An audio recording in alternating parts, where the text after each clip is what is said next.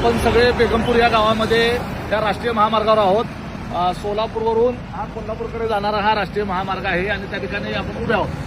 ही जी बाजू आहे ही कोल्हापूरकडे जाणारी ही बाजू आहे आणि तिकडची बाजू आहे पलीकडचा जो रस्ता आहे तो सोलापूरकडे जाण्यासाठी आहे। इकडे जे दिसतं हे बेगमपूर गाव आहे। या गावाच्या मधून हा राष्ट्रीय महामार्ग गेलेला आहे। आता ही टू व्हीलर बघा, ही रॉंग साईडवरून आली, या बाजूला का आली त्याला सर वेळ, हे पण बघा ही रॉंग साईडनं आली।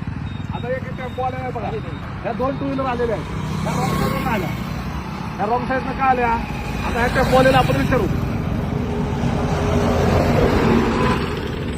तिकडे कसं काय आला उलट, हा पण ही रॉंग साईड आहे का नाही, ही सर्व्हिस रोड असतो तो खाल्ला आला असता, बरोबर आहे का नाही? सर्व्हिस रोड पाहिजे का नाही?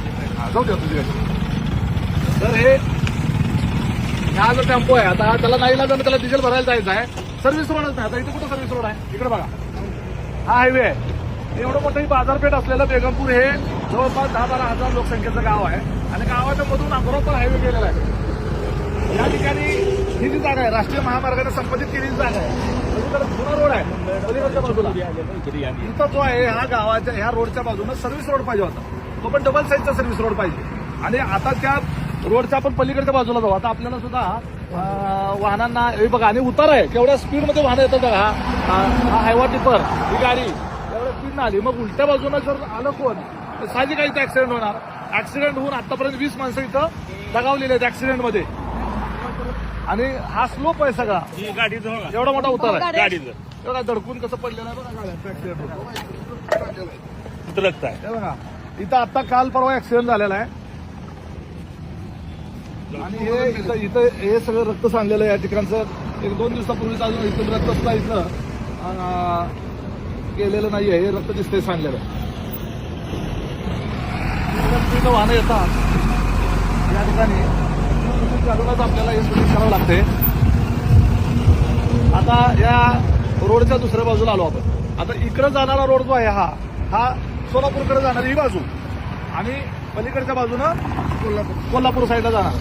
आता हा या रोडला इथं सर्व्हिस रोड जागा आहे, सर्व्हिस रोडच केलेला नाही आहे आणि हा रस्ता होऊन आता 4-5 वर्ष झाली, परंतु अद्यापर्यंत सर्व्हिस रोडचं काम झालेलं नाही आणि हे धोकादायक असल्यामुळं आणि इथं जवळपास आतापर्यंत 18 ते 20 लोक या रोडवर आतापर्यंत अपघातामध्ये दगावलेले असल्यामुळं आणि वारंवार त्या ठिकाणी आपली राष्ट्रीय महामार्गाच्या अधिकाऱ्यांना सगळ्या वेगवेगळ्या पातळीवर निवेदनं दिलेली आहेत, अनेक लोकांनी इथं आंदोलन पण केलेले आहेत, परंतु त्याचा काही उपयोग आतापर्यंत जर झालेला नाही। त्यामुळं इसगावला तीच परिस्थिती आहे।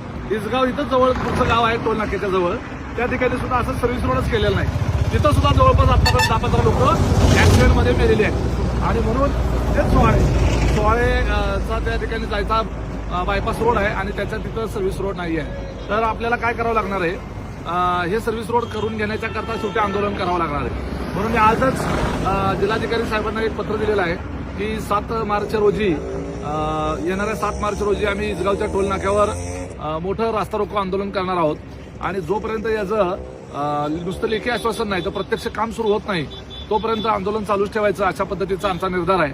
मी या सगळ्या बेगमपूर, इसगाव, सोहाळे आणि ह्या रोडच्या लगत असणाऱ्या सगळ्या गावातल्या या भागातल्या नागरिकांना आवाहन करतो की 7 मार्चला सकाळी 10 वाजता रास्ता रोको जे आंदोलन करणार आहोत त्याला उत्स्फूर्त संख्येनं सहभागी व्हा। याचं कारण असं आहे की हा सर्व्हिस रोड होणं अत्यंत आवश्यक आहे।